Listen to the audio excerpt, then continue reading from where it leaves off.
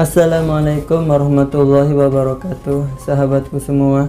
Dalam kesempatan kali ini, saya Ilyas akan menceritakan pengalaman dari Pak Awi mengenai pengalaman gaib yang dialaminya di Alas Jati, Cirebon. Seperti apa kisahnya? Simak video ini sampai selesai. Namun sebelum lanjut videonya, langkah baiknya untuk menekan tombol subscribe terlebih dahulu dan nyalakan lonceng notifikasinya agar tidak ketinggalan berita terupdate dari kisah-kisah video menarik lainnya dari channel saya ini. Dan terima kasih banyak bagi yang sudah subscribe di channel saya ini, dan bagi sahabat mistis yang telah mengklik video ini, terima kasih. Pengalaman Pak Awi di Gaib Alas Jati mendapatkan keberkahan dan keajaiban dunia supranatural. Kisah berbau gaib ini memang sudah cukup lama berlalu, persisnya berlangsung pertengahan tahun 98-an. Meski begitu, ada sisi yang amat menarik di dalam perjalanan gaib ini, yang barangkali saja bisa bermanfaat bagi sahabat horor, sahabat misteri. Waktu itu, si Awi diajak oleh seorang teman bernama Abdullah Fanami. Mereka pergi ke suatu hutan legendaris yang bagi masyarakat Cirebon dan sekitarnya dikenal dengan nama Alas Jati. Dikatakan legendaris sebab menurut kisahnya, pada masa kejayaan Sultan Cirebon yang dipimpin oleh seorang wali Allah kamil, Sultan Syekh Syarif Hidayatullah atau Sunan Gunung Jati, hutan ini selalu dimanfaatkan kayu jatinya yang terkenal bagus dan panjang menjulang untuk dijadikan sebagai tiang penyangga masjid. Bahkan Masjid Agung Sang Cipta Rasa Cirebon yang sangat terkenal akan kekeramatannya itu, hampir seluruh kayunya diambil dari Alas Jati. Cerita lain menyebutkan Alas Jati ini sering juga dijadikan tempat pertapa para wali songo dan santrinya untuk mendekatkan diri kepada Sang Maha Pencipta alam. Di situ pula berbagai aktivitas pengembangan ilmu batin diajarkan oleh para sunan. Meski zaman telah berkembang dengan pesat, namun kawasan Alas Jati masih tetap dipercaya mengandung kesakralan dan fenomena gaib tertentu. Sebagai contoh, dalam keseharian masyarakat desa Benda Kerep dan sekitarnya menganggap Alas Jati sebagai hutan yang sangat jarang sekali ada warga yang berani masuk ke dalam hutan ini seorang diri. Menurut cerita penduduk yang tinggal di sekitar lereng Alas Jati, hutan jati ini masih sering menampakkan berbagai fenomena gaib, seperti kesaksian sejumlah warga desa Benda Kerep yang mengaku pernah melihat kawasan hutan jati tersebut berubah menjadi sebuah pasar malam dengan pengunjungnya yang berlimpah ruah. Ada juga kesaksian yang menyebutkan bahwa warga memang sering mendengar suara gamelan yang mendayu-dayu sedemikian rupa. Lebih dari itu, ada pula warga yang telah mendapat berbagai macam benda pusaka.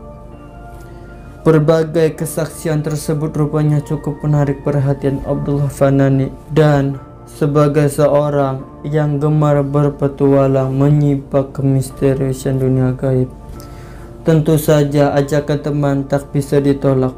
Apalagi Abdullah Fanani mengatakan kalau dirinya ingin berburu pusaka di dalam kelebatan Alas Jati yang wingit itu. Setelah menyusun kesepakatan, akhirnya berangkatlah mereka berdua dengan berbekal keyakinan dan berbagai perlengkapan yang cukup memadai. Dan alhamdulillah, akhirnya perjalanan mereka sampai juga di perbatasan desa Benda Kerep. Sesampainya di sana, mereka pun harus menyusuri sungai sejauh kira-kira 2 km. Hal ini harus mereka lakukan sebab setahu mereka memang tak ada jalan lain kecuali lewat sungai tersebut. Di saat matahari mulai terbenam ke ufuk barat, mereka telah sampai di bibir Alas Jati tanpa peduli dengan kegelapan yang mulai menyelimuti hari. Mereka terus melangkah lebih jauh masuk ke dalam hutan sambil menyusuri setapak demi setapak areal Alas Jati. Mereka tak kuasa untuk menghayati pemandangan yang terhampar di sekelilingnya. Subhanallah, mereka amat takjub dengan seluruh pepohonan besar yang berbaris sedemikian rupa, seolah para raksasa yang berdiri mengawal keagungan seorang raja. Anehnya pemandangan suasana hutan yang terhampar di sekeliling mereka, yakni pernah terlihat dalam mimpi 3 tahun yang lalu. Mimpi itu benar-benar menjadi suatu kenyataan. Bagaimana mungkin ini bisa terjadi? Entahlah, yang pasti Pak Awi mulai teringat kembali kejadian 3 tahun yang lalu. Dalam mimpi itu, Awi bertemu dengan seorang kakek yang memberikan sebatang kayu berbentuk papan berwarna hitam legam, yang di tengahnya terdapat raja berupa deretan huruf hijaiyah. Lambat laun, lamunan Awi buyar oleh suara Abdullah Fanani yang memberitahukan bahwa waktu maghrib telah tiba. Dia pun mulai mengumandangkan azan. Setelah mereka sama-sama mengambil wudhu di aliran sungai kecil yang tak jauh dari tempat itu, mereka pun melakukan sholat berjamaah. Selepas sholat, Awi mulai mempersiapkan segala sarana untuk upacara ritual sebelum berangkat. Memang sudah mereka persiapkan dari rumah. Tepat pukul jam 9 malam, Awi dan Abdullah Fanani berpisah untuk mencari tempat masing-masing. Tentu saja maksudnya agar mereka bisa khusyuk dalam melakukan ritual yang akan digelar. Sesuai dengan hajat masing-masing, lewat sebuah amalan pembuka pintu gaib, Awi mulai memusatkan segenap konsentrasi untuk masuk ke alam dimensi lain. Entah sudah berapa jam Awi memusatkan konsentrasi, bahkan berbagai amalan dan ajian yang berbeda-beda sudah digunakan, namun alam dimensi lain belum juga terbuka tirainya. Baru menjelang pukul jam 2:30, Awi mulai bisa menyibak alam lain yang ada di alas jati. Subhanallah.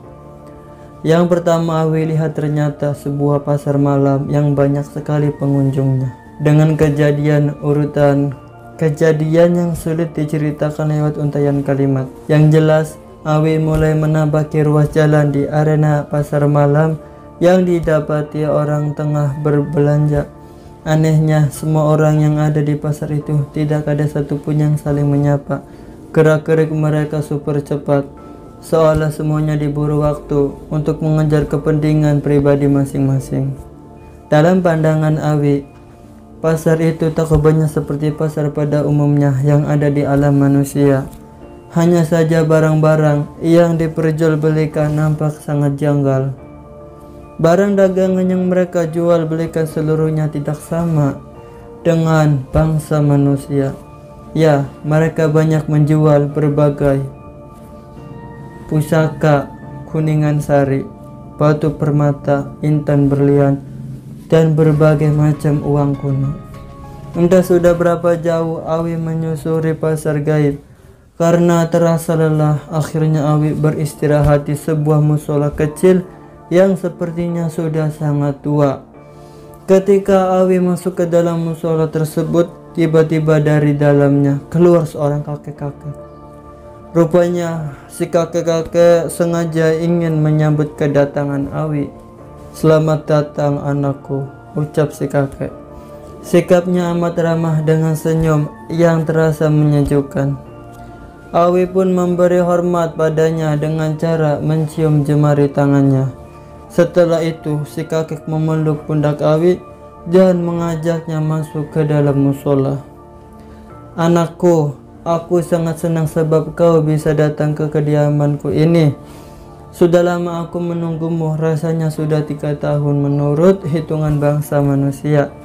Ingat, aku pernah hadir dalam mimpimu, bukan?" Subhanallah, Awi baru sadar kalau kakek inilah yang memang pernah hadir dalam mimpinya 3 tahun yang lalu. Ya, saya baru ingat kakek memang pernah hadir dalam mimpiku Tapi benarkah kakek yang dalam mimpi itu memberikan kayu hitam kepadaku? Awi bertanya. Benar cucuku, jawab si kakek itu. Masya Allah, Awi langsung menubruk si kakek. Rasa haru, sedih, bahagia bercampur aduk dalam dada Awi. Bahkan entah mengapa saat itu Awi sempat menangis untuk sesuatu yang tak jelas. Mungkin karena Awi merasa telah melampaui suatu kegaiban yang amat sulit untuk dicerna dengan akal sehat. Setelah keadaan berubah tenang, kakek baru mengeluarkan sesuatu dari balik bajunya. Inilah kayu hitam yang pernah aku berikan kepadamu dalam mimpi itu, katanya. Awi hampir tak percaya dibuatnya, sebab kayu yang diberikan si kakek wujudnya memang sama persis dengan kayu yang diberikannya lewat mimpi 3 tahun yang lalu. Dari pertemuan ini akhirnya Awi jadi tahu kalau si kakek bernama Ki Waruseta. Beliau berasal dari golongan bangsa jin muslim, dan kayu hitam pemberian si kakek itu ternyata adalah kayu setigi. Tapi yang paling penting dalam pertemuan itu, Awi diajarkan berbagai ilmu, diantaranya apa yang disebut sebagai ilmu rajah kerezekian. Waktu tidak terasa, tetapi pemberian, pemahaman, dan pengemblengan berbagai ilmu yang diajarkan si kakek membuat Awi betah dan mau berlama-lama dengannya. Namun azan subuh sudah terdengar berkumandang. Anehnya, bersamaan dengan terdengarnya suara azan, tiba-tiba di keadaan sekeliling Awi berubah menjadi gelap. Awi merasa kaget ketika menyadari bahwa kini sudah bukan lagi tinggal di dalam musola dengan si kakek, tapi masih di dalam alas jati, tepat semula Awi melakukan ritual. Namun sebelum Awi sadar sepenuhnya apa yang telah terjadi, seketika itu juga Awi tercengang. Ternyata kayu setigi pemberian dari si kakek Waruseta sudah tergeletak di hadapan Awi. Singkat cerita, ritual gaib di alas jati Cirebon telah menghasilkan sesuatu berupa kayu setigi, sedangkan Abdullah Fanani berhasil menarik benda pusaka bernama keris Pandawa, keris Luk 5 yang sungguh indah. Sayangnya, 2 tahun setelah kejadian itu, kayu setigi yang diperoleh Awi di alas jati dipinjam kepada seorang teman yang sedang kesusahan karena terlilit hutang. Namun, setelah tiba waktu yang telah ditentukan, ternyata oleh sang teman, kayu setigi itu malah dijual kepada seorang pengusaha ikan di daerah Pekalongan. Mungkin semua sudah ditentukan oleh Allah Subhanahu wa Ta'ala bahwa kayu setigi itu memang tidak berjodoh dengan Awi. Karena itu, tak ada kata menyesal dalam sanubari Awi. Yang paling penting dalam kesempatan ini, Awi akan membuka secara umum tentang rahasia pembuatan rajah kerezekian lewat piranti kayu setigi seperti yang diajarkan oleh kakek sebagai berikut. Siapkan kayu setigi ukuran bebas dan siapkan pula buhur maghribi, bunga 7 rupa, bunga melati 1 piring, dan 2 bunga mawar utuh. Caranya, bila sarana sudah siap semua, bakarlah buhur maghribi sebagai pewangi ruangan. Lalu berzikir dengan membaca sholawat Nabi Allahumma sholli ala Sayyidina Muhammad sebanyak 3.500 kali. Setiap selesai membaca sholawat Nabi, tulislah 1 huruf surat Al-Kautsar di atas kayu setigi. Ingat, setiap 1 huruf dari surat ini harus ditebus dengan membaca sholawat Nabi sebanyak 3.500 kali. Sedangkan dalam huruf surat Al-Kautsar semua berjumlah 37 huruf. Jadi kita wajib membaca sholawat Nabi untuk menebus raja kerezekian ini sebanyak 3.500 dikali 37 sama dengan 129.500 kali membaca sholawat Nabi. Dalam membuat raja piranti kayu setigi, kita diharuskan 1 dudukan sampai selesai. Dengan kata lain, tidak boleh diputus atau bergeser tempat. Seperti malam ini ritual sisanya besok malam, cara seperti ini dianggap batal. Semoga dengan wasilah dari si pemberi ijazah ilmu ini, kita semua dijauhkan dari kemiskinan yang sekarang sedang melanda negeri tercinta. Amin. Terima kasih dan sampai jumpa kembali di video selanjutnya. Wassalamualaikum warahmatullahi wabarakatuh.